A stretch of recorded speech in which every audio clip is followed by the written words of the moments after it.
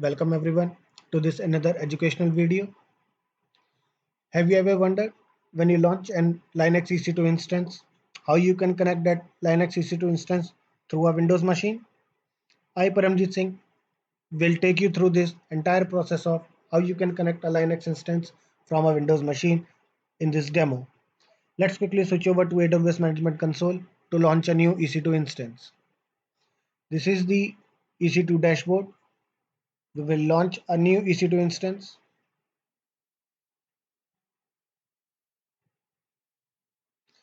We will choose a Linux AMI.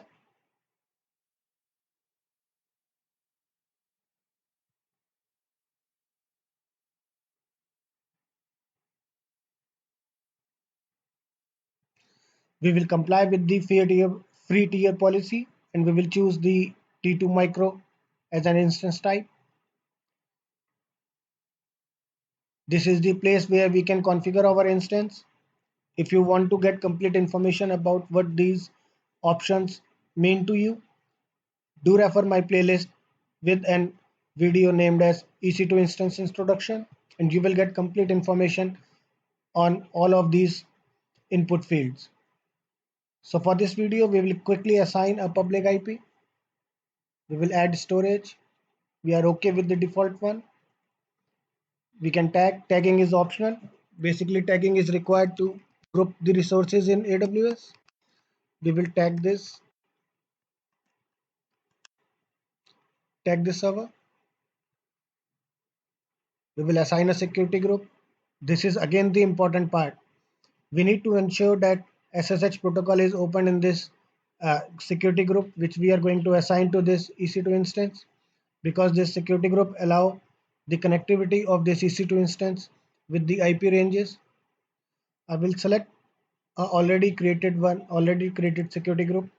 You can see we have got the RDP and SSH open to the entire world. This is a demo lab, so it's fine to get this SSH and RDP open for the entire world. But for your instances which are critical or running on the production environment, those should have the restricted IP addresses. If you want to know more about the security groups, do mention in the comment box and I will prepare a separate video dedicated to this security group only. We will just review the information which we have provided to this EC2 instance and everything seems to be fine. We will click on launch instance. This is now the important part of this demo. These are the existing key pairs which we need to choose from, or we can create a new key pair if we do not have a existing key pair. We will just name this. Key pair. Let's give it test file. We will download this key pair.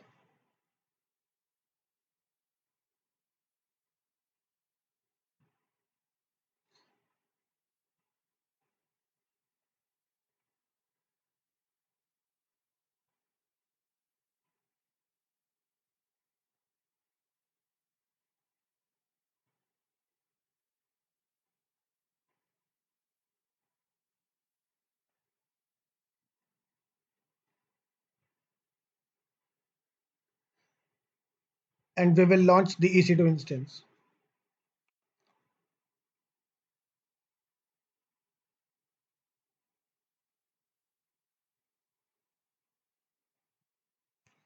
The EC2 instance can take some time to launch up for the complete operating system to boot up. In the meantime, this instance get launched. We will quickly see what we need to work on this key pair. As you all know that PuTTY understands .ppk format and AWS has given us the key pair in .pem file. So we need to convert this .pem file into a understandable format of PuTTY. So what we need to do is we need to launch PuTTY key generator. You can download this from the Google. I already have this, so I am just running it from my repository. You can see a load button. We will click on it and quickly navigate to our key pair. We need to mention all files and we'll just select our key pair and we'll click on open. You can see there is a message that key pair has been imported. Now this is very important part. Do keep focus on this video right now. You can see there is an option named as generate and there is an option named as load, which we have used. There is a difference between both of them. When we click on generate, a new key pair will be generated by this putty key generator. However, we need to use the existing key pair which we have downloaded from the AWS. We need not to click on generate and we will directly click on save private key.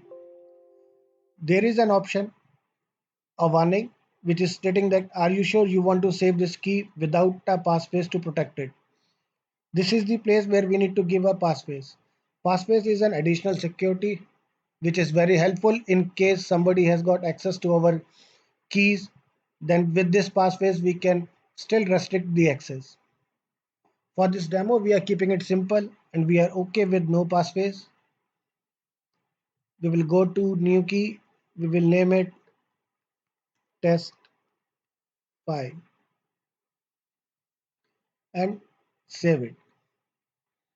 Do mention in the comment box if you need to know more about how you can generate a key pair from PuttyKeyGen and you can access the EC2 instance with that key pair.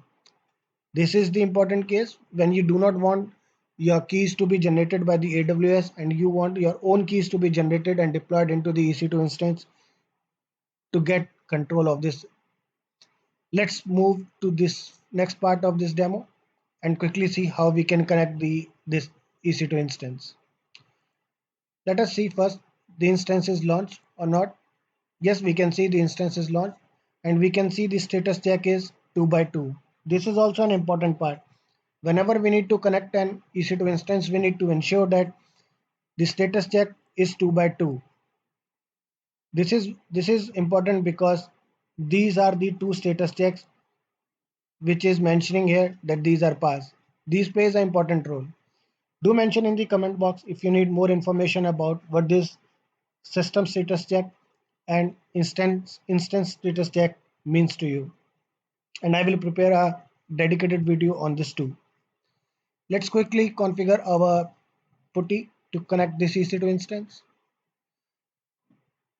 We will move to SSH and navigate to authorization. We will browse and we will just locate our key. We will go to session and now the IP address. Now this is again an important part. We need to connect this instance from a public IP. Now you can see there is a private IP also. If you want to connect this EC2 instance from a private IP, you need to have a VPN connection or another mode by which you can access this private IP. This is not a VPN connection or a private connection, so we need a public IP address to reach to this EC2 instance. We will quickly move to this EC2-user. Now again the important part. You must be wondering what is this EC2-user. The AMI which we have choose to launch this EC2 instance has a default username with the name as EC2-user. If you have chosen another AMI, then you need to refer its documentation so that you get the information on what the default username is. If you will give the incorrect username, you would not be able to access this EC2 instance. After giving this, we will click on OK. We will get a security alert that keys are not cached. We will click on yes. And you can see we are into this EC2 instance. Let's go into the root. We can see we have this instance is working. Now you have the complete information about how you can launch an EC2 instance. Wondering if you want to give your own password to this EC2 instance to launch? Yes. In this next video, I will take you through with how you can configure this EC2 instance to have your own custom defined password despite of these keys. So be to this channel, do subscribe to this so that you can get all the information about the new videos which I'm going to put into this channel. And if you like this video, do provide your feedbacks and comment to us, which will help us to upgrade and improve the quality and content of this YouTube channel. Thank you everyone for being with me for so long. Thank you.